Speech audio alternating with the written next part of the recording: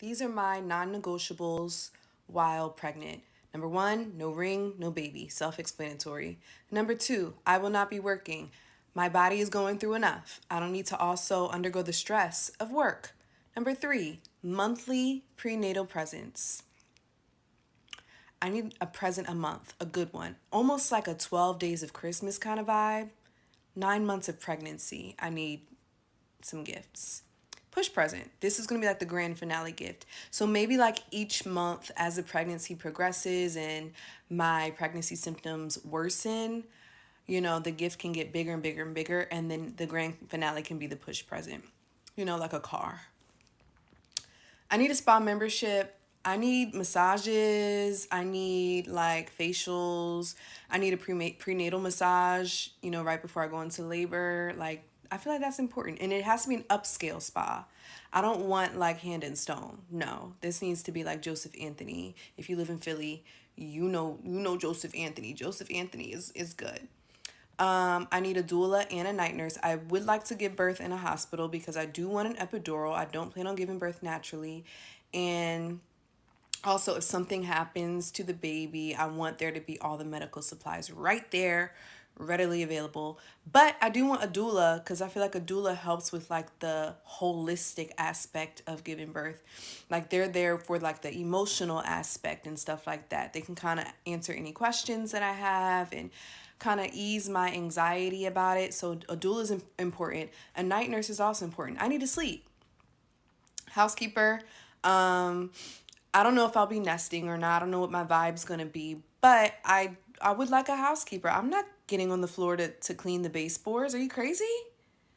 I need a meal prep chef. I want someone to prepare meals for me because I know that I'm not going to feel like cooking while I'm pregnant. My feet might be swollen. And then after I give birth, I likely will be spending all of my energy with the baby. I'm not going to want to get up and cook. So a meal prep chef and a chef to make healthy meals and, foods that are really good for the baby and good for the pregnancy.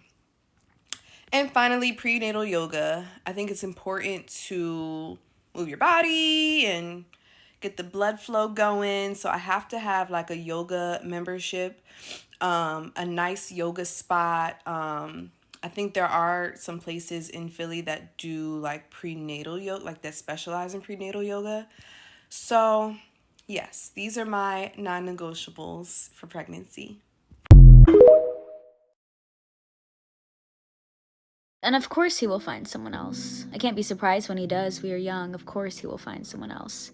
In fact, he will find more than one. But that doesn't make his memory of me watered down now, does it? He is giving my memory some people to hang with in his head, and he will feel us dancing with each other in his mind.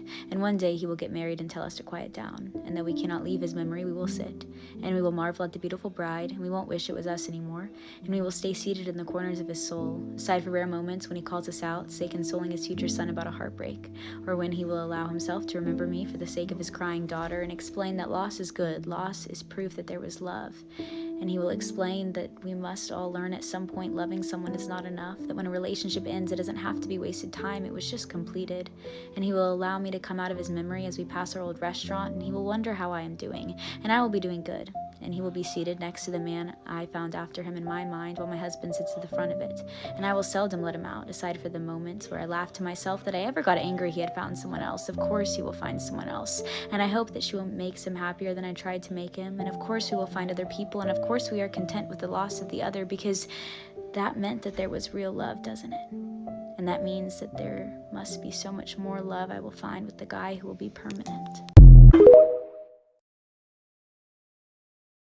What I wish I knew about my body at 19 instead of 44. As soon as you notice any type of fungus on your foot, start treating that immediately and religiously do so until it is gone. Because if that fungus gets into your toenail, you will have a lifelong friend. Do not Google your symptoms when you are tired. You will start to think that your stomachache is cancer, and that doesn't help anything. You likely just need more water. You don't have cancer. It's an unfortunate thing that doctors don't have a lot of time to sit with you and go through the lifestyle changes you could make that could improve the condition that you have. And oftentimes a fast fix is needed, so a medication is advised. Do not be scared to ask your doctor questions. You need to advocate for yourself, your family, your children, your parents. Obviously, if there's an emergency situation, listen to your doctor and get out of the way and let them do their job. But doctors work for you, not the other way around. Don't spend so much time doing Pilates and sitting so that your body starts to kind of collapse in on itself. You really need to concentrate on exercises that are going to open up your hips, open up your upper body, and strengthen your back. Because we don't want the hunch.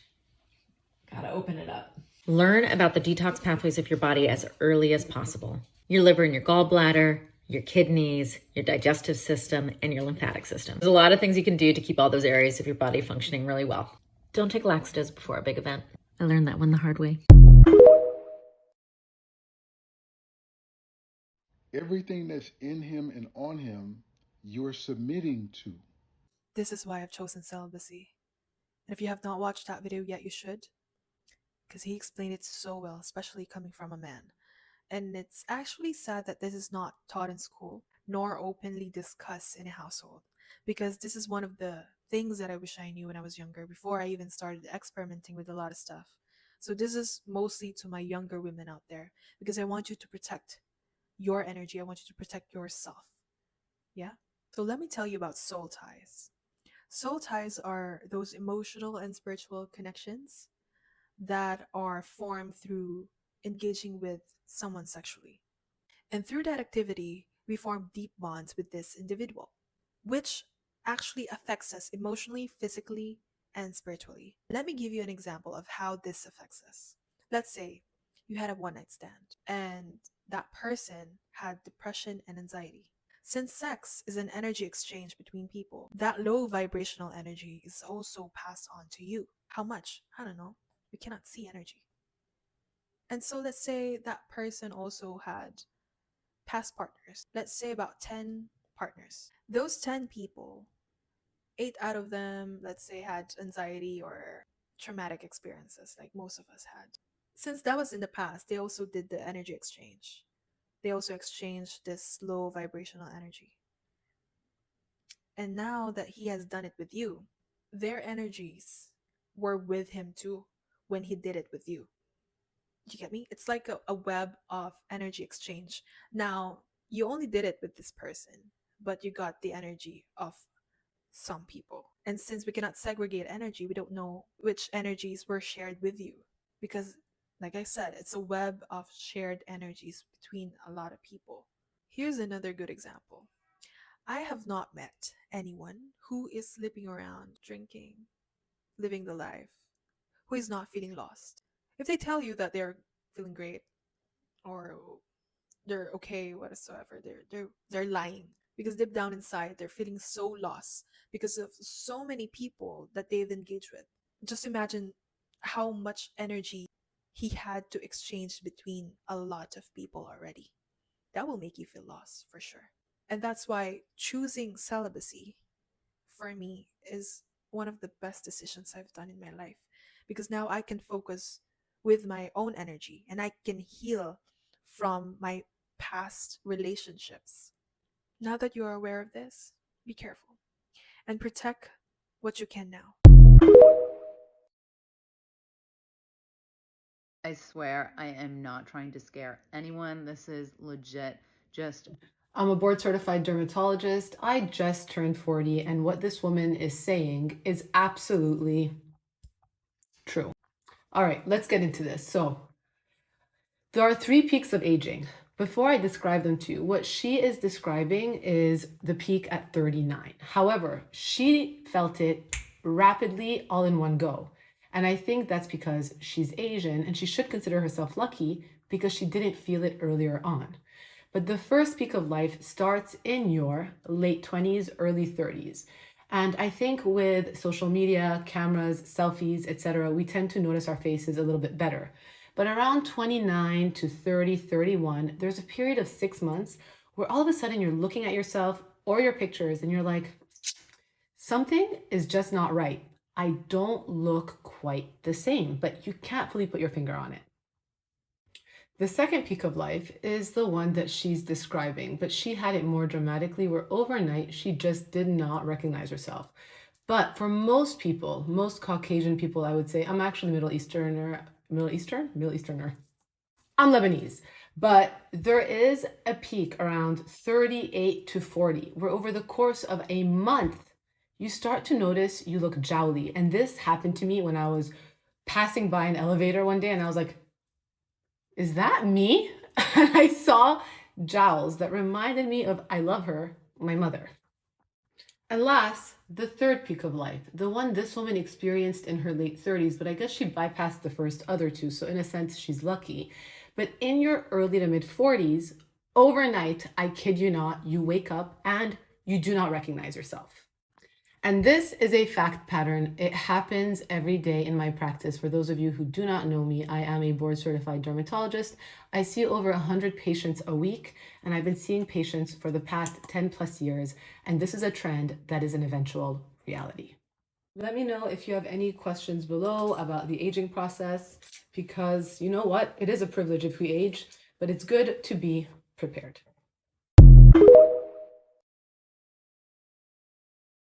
The box theory, the taxicab theory, and if he wanted to, he would. Ladies, all three of these play off of each other in a man's mind. Okay, welcome to the Daddy Academy. Let me break this down. I don't think anybody has made a video like this. I'm about to do it. When a man meets you, he knows right away, potential girlfriend or hookup girl. He knows, okay, if you're towards the middle, hookup girl, there's a slight chance you could kind of change his mind and flip you over to the to the right side, but more or less, he sort of knows. While he was on this date, the taxicab theory is in play. He might have just been going out for the sake of just wanting to kind of meet people and hook up, right? Maybe he's pursuing a dream or something, pursuing a passion, a big goal, and he's not really looking to be in a relationship. So in theory, his taxicab light may be off and he's looking for just kind of like a hookup. So just because his taxicab light is off doesn't mean a man won't be out dating. Like, everyone loves human connection. Like, men are gonna go out and they're gonna date even if they don't have an intention of,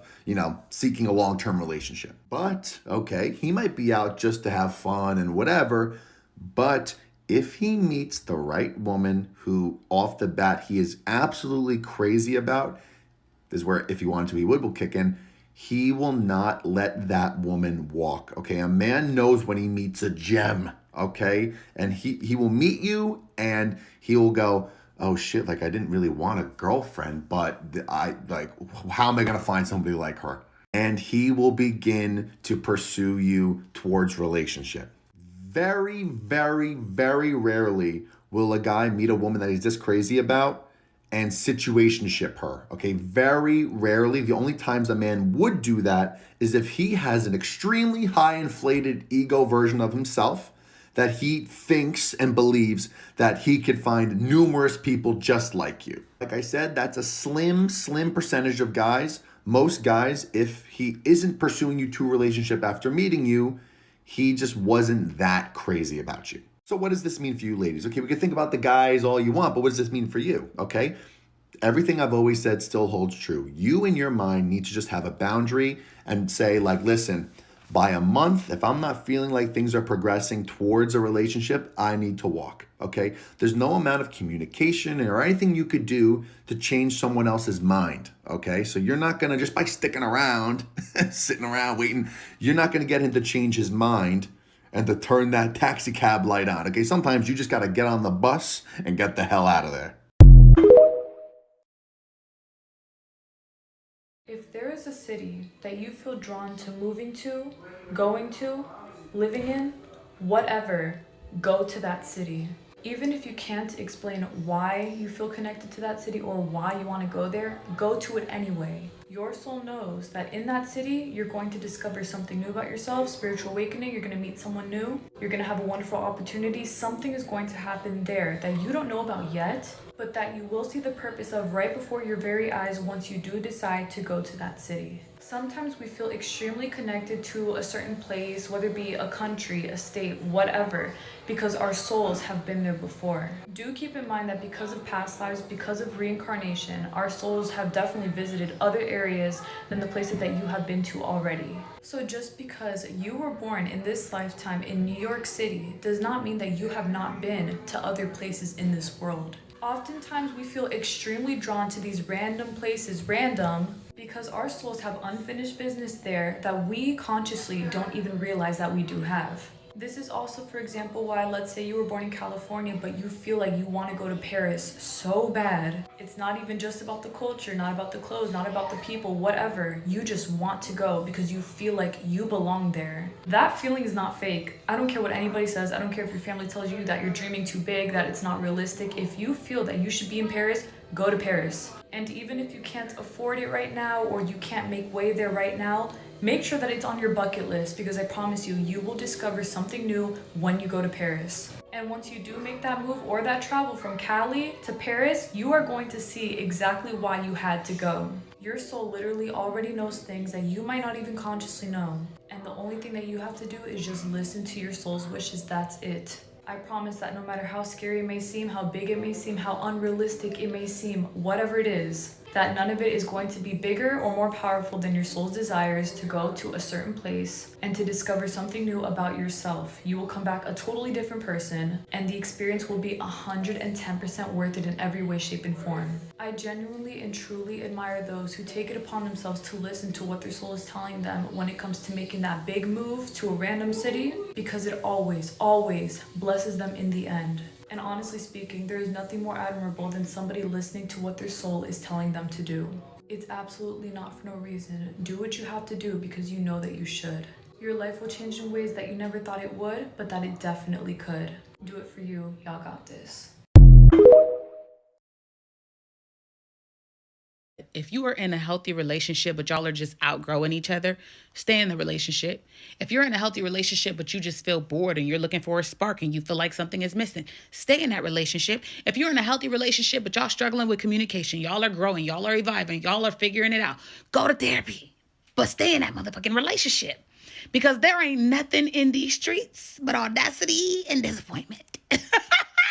You think you gonna come outside that marriage or that relationship and find something better? Baby, that's sales. Sales is different from operations, baby, because the way these streets is ghetto, filled with men asking, what do you bring to the table? Filled with women who are only looking to go dig. Filled with people who are looking to be the prize, but nobody actually is the prize because all these motherfuckers ain't even done no work, no healing, no depth. Stay in your relationship. I commend you. Don't come out here. I beg you. Take it from me, baby. I've been single for a long time. I'm not anymore. But when I say the 20s outweigh the 80s, if you get outside that marriage or that healthy relationship you've been in just because you bored, just because you think you're going to be doing better when you single, baby, first of all, inflation is crazy. You telling me you want to pay rent on your own? You telling me you want to go find a man who feels like he's the prize? You telling me you looking for a woman who's on her sprinkle Shira 7? You better stay with that woman. Stay. Don't come out here. It's ghetto. Okay, I think I've just cracked the code on how to be pursued forever. We all want to be courted forever, right? I'm talking about the relationships that you see that the guy is just always doing something sweet for the woman, and it's a pleasure for him to be doing that and to be serving her and to be the man and be her man and just relentlessly pursuing her years after they're together. We all have seen that, right? And I'm not saying that those relationships don't have any issues. I'm just saying that's the thing that we all want, right? And I think I learned the secret. I think I figured out the secret of it. And please ignore my sty. We're having a hard week, okay? But here's the secret. I was just sitting here. I'm seeing all these things on my For You page about men trying to go 50-50, and when a man wants you, he'll make it happen and all of that. Here's the secret. This is the mind shift, okay? This is the part for you and me. In order to be courted and pursued forever, even after we get into the relationship, even after we are married, there needs to be pursuit available. What does that mean? It's not a game, but there needs to be some level of opportunity to have a pursuit. And it's a mindset shift for us to leave that space. Leave space in between. It shouldn't be that they feel like they have us no matter what. This is going to be controversial because I believe this goes forward into not just the dating phase, but being in a relationship, being married. It can't feel to the man like he's got it on lock no matter what. There has to be an element, I think, of you could lose me. Otherwise, why would he do all this work? And I think that's what a lot of us do, is we make these men feel so unconditionally loved, because that's what we believe love is, that we leave no room for the pursuit. And also some of these men are scrubs. So there's that. I'm not blaming women. I'm just saying maybe this is something we try. I don't know. These are 5 hygiene tips that just made my life better, and I wish I knew way sooner. Let's get into it. Number 1, starting us off strong, I wish I got a water flosser way sooner. I've been on the water floss grind for probably like the past year or so, and it's truly life-changing. I've built-in retainers in the back of my teeth from having braces for like years. My mouth has never felt so clean. Also, pro tip, you put mouthwash in your water flosser. It feels like you just came from the dentist every single time. Truly unmatched. Anytime I do go to the dentist, I never have any cavities. They always say my teeth are in perfect health. Truly thank the water flosser for all of that. Number 2 is double cleansing your scalp in the shower. So shampooing your hair twice. Shampoo your hair once, rinse it out, and then shampoo your hair a second time, rinse it out. Your hair will feel so clean, smell so good, and then not get oily as quick. Truly unmatched. Number 3 is oil pulling and tongue scraping. I feel like there's a lot of like dental hygiene stuff in here. Truly, if you tongue scrape, use the water flosser like I mentioned in number 1, and then also oil pull for like 10 minutes every single day. You will never have bad breath. You could go to bed, use all these steps, wake up and not have morning breath. Really how clean your mouth will feel, and then you'll never have to be like insecure that you smell or stink or anything like that. Number 4 is something that surprises me that literally not a lot of people do, but it's to wash your body twice. Similar to the shampoo, but to wash your body twice. Once with a bar of soap, like a Dove bar of soap that is like antibacterial that will actually clean your skin, and then a second time with like your shower gel, your body wash that makes you actually smell good. If you're only using the body wash or like the liquid soap, that actually isn't cleaning your body. That barely cleans your skin. You need an actual soap that cleans your skin. And last but not least, and I feel like I'm gonna call some people the fuck out with this one, but cleaning your ears. And I don't mean with a Q-tip, because we all do that, hopefully, right? But I mean truly in the shower with soap, clean your ears. Like wash your ears how you'd wash any other part of your body. Get your cloth, get whatever, and wash your actual ears. Behind, in, circle around, wash your ears. And I don't mean like waterboard your ears, but just get soap and clean your fucking ears. I'm sure I'm calling people out and you can't even remember the last time you actually cleaned your ears with soap.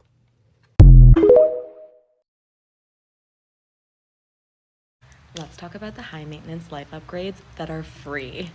Starting off with oiling your roots the day before you're gonna wash your hair. This is something that is so easy. If you have coconut oil lying around, that is more than good enough. But essentially, if you oil your roots, it just makes the quality of your hair so much better. It's also an act of self-care to oil your roots and get the blood flow in your scalp going before you're gonna shower. It's good for your scalp, it's good for hair growth, it's good for everything. Next up, if you don't want to pay for a facial, that's perfectly fine. You can actually get yourself 70 to 80% of the way there with a good skincare routine at home. So a really good hack is to apply a face mask in the shower after you've cleansed when it's hot and your pores are open. This is actually something that I learned from an esthetician, and it's something that I implement in my own routine once a week. Also, another bonus is to gua sha in the shower. Oftentimes we feel like we don't have time to add in a gua sha routine, and maybe you've been wanting to go get a facial because you want that like snatched face look from a lymphatic drainage facial massage. You can achieve that by showering, like gua shaing in the shower. So have some face wash on to give you some slip, and then gua sha in the shower. It's not even an interruption to your routine, and it will give you the same snatched look. Next up, walking 10K steps. Now listen, if you can't get to 10,000, that's actually fine. 10,000 is an arbitrary number, but it does push you to move your body. What I like to do is start my morning with a 30-minute walk, and then throughout the day, I try to go out and take meetings while I'm walking. Number one, studies have shown that walking actually increases productivity. And I don't know about you guys, but when I'm on a walk and I'm dialing into a meeting, I feel like I can concentrate better because I'm not being distracted by what's on my screen. Of course, if I have to be in front of my laptop while taking a meeting, I sit at home and do that. But if I can get my steps in while taking a meeting, why the hell not? When I graduated from college, I was broke as a joke and I had gained way more than freshman 15, okay? And so my solution to getting back on track and just like taking control of my health was Pilates. I started with Blogilates, which is a YouTube channel dedicated to insanely hard and very effective Pilates movements, and I highly recommend you give that a shot if you don't want to spend any money on working out at all. It's easy, it's effective, it's free, there's no excuses. If you want to feel like the best version of yourself, cut out toxic people from your life. It's like losing 50 pounds off your body because toxic people drag you down.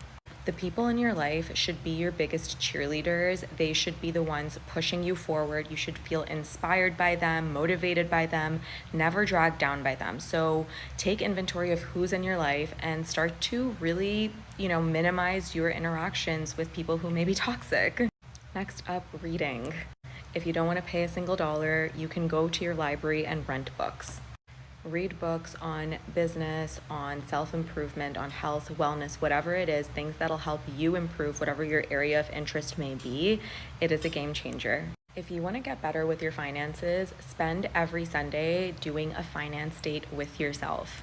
So every Sunday, you are going to light a candle, get your favorite music going, and maybe make yourself a drink that you really love, whether that's like a coffee or a tea or whatever it is, and sit down and look at all of your accounts that involve money. I mean, credit cards, debit cards, investment accounts, and go look at where you're putting your money. I'm a big proponent of ensuring that we are investing, that we are actually very well aware of our finances. And I don't know about you guys, but when I was younger, I almost had this ostrich syndrome when it came to finances where I didn't want to know what was going on. And this is such a disservice to yourself. At the end of the day, if you want to feel expensive, you want to be cognizant of what's going on in your finances. And if you don't know where to start, two really good resources around personal finance is I Will Teach You to Be Rich by Ramit. It's a book. And then a podcast is the Personal Finance Podcast, which essentially gives you all the information you need no matter where you're starting off in your finance journey. Lastly, spend a little bit of time on Pinterest, honestly getting inspired, whether that's saving outfit pictures or inspo for your next vacation, getting inspired by different interiors, whatever it is. I just love going and looking at beautiful pictures to get me inspired and just excited about life in general. I hope this was helpful. Let me know your high maintenance life upgrades that are free. The minute you like someone and you're dating, it's early stage of dating, download. I'm gonna hold your hand while I say this. This is a message to all women that are dating. Please get a fucking hobby, okay? I don't know why we are so male obsessed and males are the center of our universe. Please get a hobby. You don't have to date a million fucking people. I get her advice because that's how I am. If I like someone, all my attention is on that person. But I'm telling you, once you find a hobby or something you're super passionate about outside of a man, you will feel extremely fulfilled. I can even name you some hobbies that you guys can do. I can name you my hobbies. I've been trying to play the guitar for the past couple years. Once I get it down, I'm gonna feel really happy. I've been trying to ice skate for the past couple years. I draw. You can draw. You can paint. You know what? You can do a little project with you and your girlfriends. So you guys are only really thinking about this project and focusing on getting this project done. You could do so many things to distract yourself from a man. That is not going after another man. I think as women, just in general, we just need to reel it back in with this advice. Like, I'm sick and tired of this dating advice. I really am. Are you guys not tired?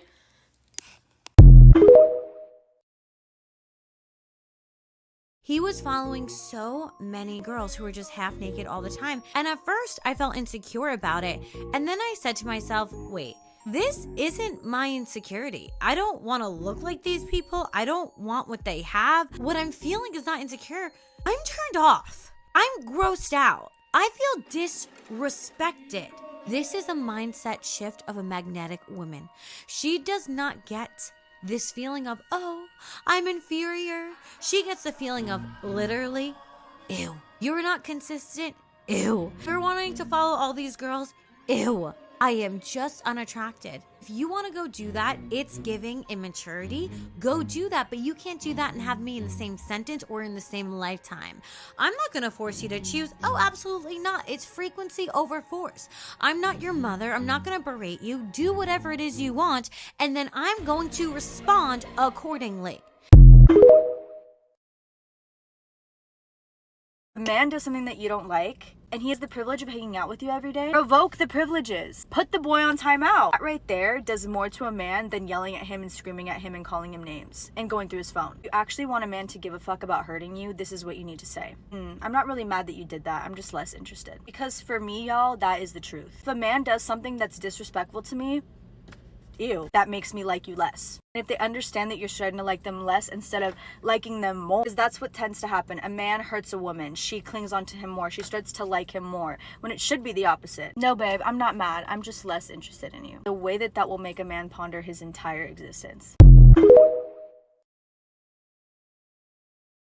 Brad turned into a golden retriever for his black cat. If you're in a relationship with someone that you always feel you never fully have a hold of them, they're still looking for other options, they could walk out the door at any given point, you're in a relationship with a black cat and you are the naive, dumb golden retriever. Brad wasn't 100% committed. He wasn't 100% into Jennifer Aniston. Otherwise, he wouldn't have looked for other options like Angelina Jolie. But she would never leave this man. So he became the ultimate black cat. She felt as if she still had to compete over him even though they were committed to each other. He became the golden retriever for this woman. Women and men are happier in the relationship, in the marriage, if the woman is the black cat, if the woman holds more power, if the woman is unattainable, untouchable, and could walk away if she needed to. Because this dynamic satisfies both partners. She can put herself first, she can fill her own cup, she's not going to become the doormat and give herself up for any man. And at the same time, it makes him happy being the golden retriever that is running after her and chasing her, and the spark of sexual chemistry won't ever die. Because men actually love pursuing women. And she couldn't give that to him. No matter how good looking, no matter how kind, no matter how reassuring, no matter how much you give yourself up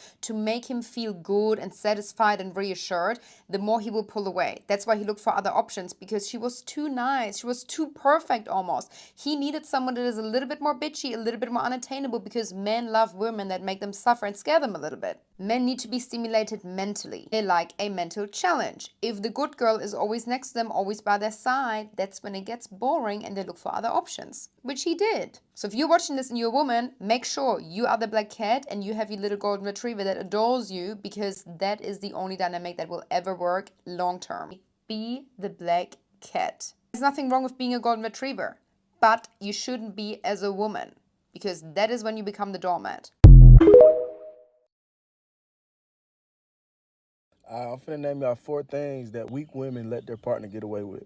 And if you can relate to any of these 4 things, yes, I'm calling you a weak woman, but it's okay. We can fix that. Number 1 is a girl that try to convince herself that social media is not that big of a deal. This is where we get into the pick-me's, okay? This is a girl that has convinced herself that it doesn't mean anything that he likes other girls' pictures all the time. It doesn't mean anything that he follow all these OnlyFans models and Instagram models. It doesn't mean anything that he never posts you and he claims to want to live a private life. It just Instagram is made to like pictures. Shawty, you know you're not okay with that. You know deep down there's something wrong with that, bro. Like, and then like look at the day and age, bro. Social media is the easiest way to cheat. That's probably step 1. If it ain't the workplace, you being weak, okay? That man is micro cheating on you. And I bet my last dollar, he gonna end up cheating for real. Number 2 is the woman that allow her man to just disappear off the face of the earth with no update, no communication, nothing. It's been 5-6 hours and that man has not updated you with what's going on. He has not told you where he's at, what he's doing, what he plan on doing, what time he plan on coming home. And your response is he just a guy. He is out with the guys. He handling responsibility. He being a man. No, that man is out there doing you the worst way, Shawty, I promise. You know your man, right? And I know your man. When does he never not have his phone on him? When is his phone ever dying? When is it never not charged up? He like, my phone died, bro. That's why I had to go crash in my partner house, and I just woke up at 4:30, found the charge, and now I'm texting you. If you believe that, you a weak woman. 3 is when this man feelings are involved, when his emotions are evoked, when he's upset, you excuse his shitty ass behavior. I'm gonna give y'all some games, a peep. You do not judge a man by how he treats you when he's happy with you, or how well y'all did in the cupcake phase of the beginning. You wanna know how a man feel about you? How he handle you when he mad. Well, you done pissed him off, because it's going to happen. I mean, that's inevitable. But how he talk about you then? How he talk to you then? What's his tone? What'd he say? There's no such thing as I just said that because I was mad. Please, like, if you believe that you was a weak woman, you a weak man if you believe that bullshit for real. It's like that shit was brewing in them this entire time. And now you done stir their ass up so much that they got word vomit. Or shit, they may have said it intentionally to hit a nerve. 4 is the woman that allows her man to not show any type of effort. You don't require this man to meet any standards, okay? Listen to this. Your love that you have for your man should be unconditional. But being in a relationship with you is very much conditional. It's, my boy, it's rules, guidelines. This shit was all in the goddamn, you know what I'm saying? What's it called? Table of contents. This shit is in the terms and conditions, okay? You have got to treat me like a queen. And if you don't, we are done. Straight like that. That's it. So if you're a woman and you got a man or you dating somebody and you allowing this shit to slide, stop being weak, bro. Cut that shit out.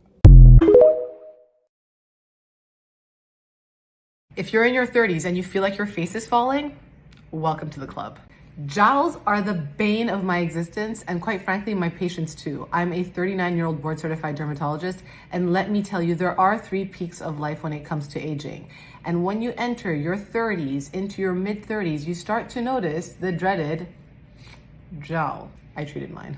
Yes, I did treat those little suckers, but guess what? It's been a long-term game addressing my jawline because there is no quick fix solution. Jowls are the result of many different things, starting with your bone structure. We start to recede around our eye sockets, our cheeks get a little bit thinner, and our jawlines start to get thinner and start to recede, and eventually we look like a thumb. The volume in our face shrinks and drops, and as it shrinks and drops around our structure, our face starts to fall from the outside in, and we start to look like this. And if you fall in that category, there are options on the table, from things you can do at home to things you can do in office. But the number one thing that I will absolutely tell you not to do is buccal fat pad removal, especially at a young age, because guess what? As you age, you may not want to hear this, but you got to choose. You have to pick between your face or your ass. And if you get rid of the volume in your face at a young age, your face is going to suffer in the long run. If you want to learn more, my newest YouTube video is up now. And perhaps the most important Black Cat energy tip I can ever tell you, ever, is to do things for yourself. When was the last time you got your hair done? When was the last time you got your hair cut? When was the last time you got your hair cut? I don't even want to know. I bet it was like 3 years ago. You need to be doing things for yourself, because when you invest a little bit of time, a little bit of money into things that make you feel good, you just start acting more confident by default. When my hair is slayed, I'm activated like nobody, and I mean nobody, can affect me that day. When my nails are done, I'm a bougie ass bitch. Nobody can tell me shit. Like literally, get it together, okay? I'm telling you this because I love you. Drink your kombucha, drink your water, get your hair done, do your nails, get your eyebrows threaded, and take care of yourself, because how do you expect a man to treat you high value if you don't treat yourself high value? Like, that's the question of the year. You know what I just realized about relationships? A guy starts off by putting 100% in the beginning of a relationship. And over time, that will slowly go down from like 100 to 95 to 90 to 80 to 85. And then you notice, and you only notice when it goes down to like 75 or 80%, and then you say something. And then when you say something, he puts back 5% effort and you're content. You're like, okay, he put in some effort, but it never goes back up to 100 or 90 or 95. It just goes from like that 75 to 80. And then it goes back down again to like 70. And then it goes down to 60. Long story short, it'll just go back down to 10%. When it started at 100, I'm not saying all men do this. Correct me if I'm wrong, but as a woman, I feel like we invest more time and put in more effort as the relationship goes on because it becomes more and more serious. Moral of the story, if you're dating a guy and he starts off at 100% effort and you're noticing over time it's slowly going down, I just think that you deserve better.